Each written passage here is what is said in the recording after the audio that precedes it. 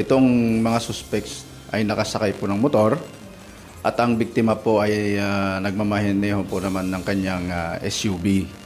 At nung hapon na po yun ay nagkagitgitan po itong nakamotor na to at na itong biktima.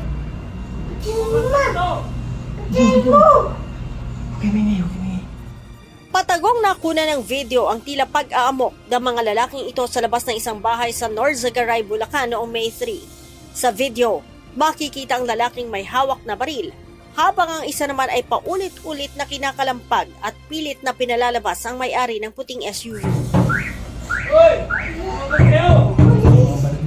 Ayon kay Bulacan Police Provincial Office Director, Police Colonel J. Baybayan, nag-ugat ang insidente sa gitgitan ng SUV at motorsiklong minamaneho ng dalawang suspect.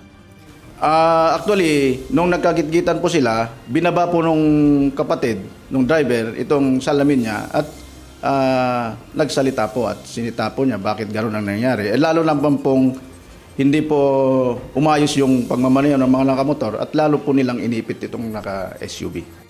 Lasing umano ang mga suspect dahilan para makasagutan ng SUV driver. Ang mga suspect galit na sinundan ang SUV hanggang sa bahay nito at nagdala pa ng backup na may baril para sindakin ang biktima. Dahil po yung dalawang nakamotor ay mainit po, nagkaroon po ng sagutan at nagpasipay naman itong kapatid at sinabi niya na ayusin na lang sa barangay yung insidente. Ngunit hindi po umayon itong dalawang suspect, umalis po sila at akala po naman itong mga biktima ay okay na po yung insidente. Ngayon, after few minutes po, bumalik po itong dalawang suspect, kasama na po itong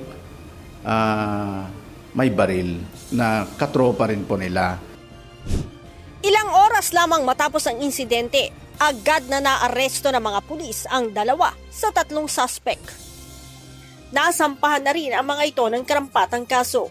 Nakita rin sa verifikasyon sa Firearms and Explosives Office na walang license to own and possess at walang rehistro ang baril nito. Kinasuhan na po natin noon ng grave threat, malicious mischief at trespass po sa dwelling. Samantalang nung ni-record check naman natin, dahil alam na natin yung pagkatao nitong may baril, ay agad-agad nating ni-record check kung siya nga po talaga ay may authority to possess firearm. So lumabas po ang resulta ng ating record check. At yun nga po, wala siyang record sa LTAP.